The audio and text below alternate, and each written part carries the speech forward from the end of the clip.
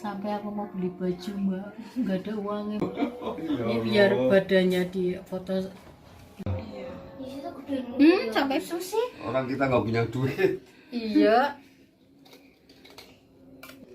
Kondisi untuk saat sekarang ya masih seperti itu, belum ada respon untuk bicara, baru bisa nangis, terus makan juga masih pakai selang NGT, konsumsinya cuma susu tiap 3 jam sekali.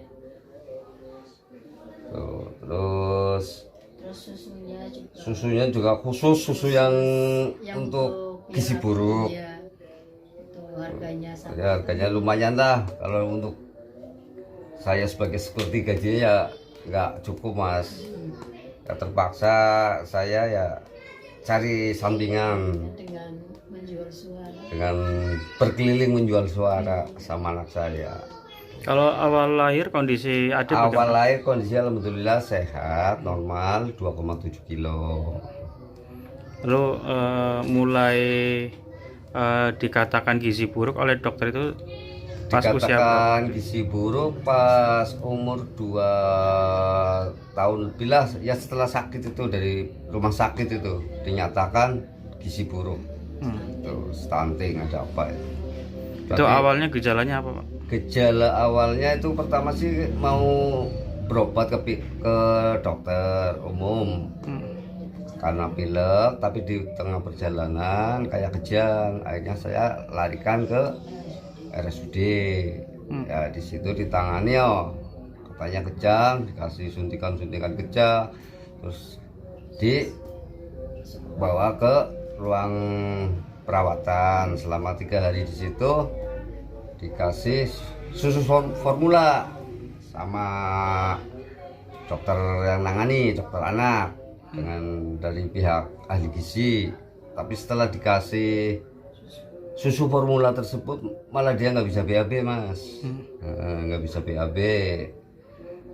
Dari situ mungkin ya dia kalau mau BAB nahan kayak orang gimana lah, kalau kayak kita orang dewasa kan kalau udah capek berhenti ya, karena anak kecil mungkin terus aja sampai 2 hari sampai kehabisan tenaga.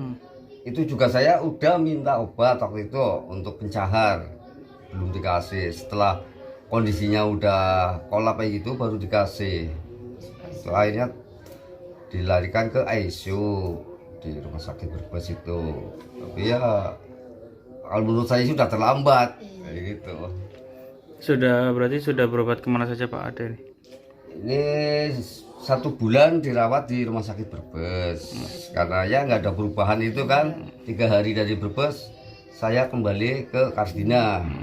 Di situ selama 4 bulan. Alhamdulillah dari Kardina ada perkembangan, bisa nangis, bisa ada respon meskipun masih tetap dengan selang NGT di hidung. Berarti makan minum masih pakai selang itu ya? Masih sampai sekarang detik ini masih. Nah ini kondisinya sekarang gimana menurut dokter?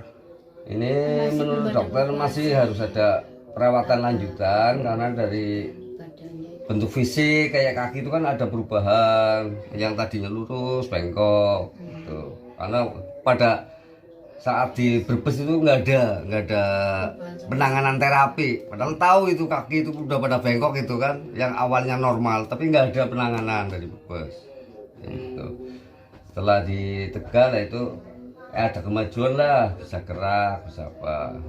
Dan sampai dia kalau terbangun dan kerasa sih ya mbak, perasaan dan geleser kayak gitu.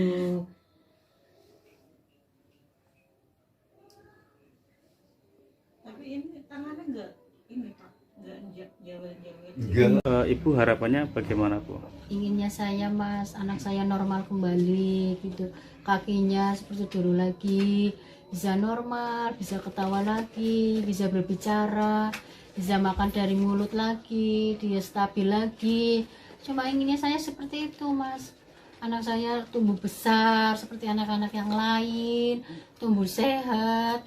Terus ya gimana sih ya mas ya, karena keadaannya seperti ini. Terus anak saya juga yang besar putus sekolah karena anak adiknya seperti ini. Udah pada kenal semua mbak. Sampai saya kalau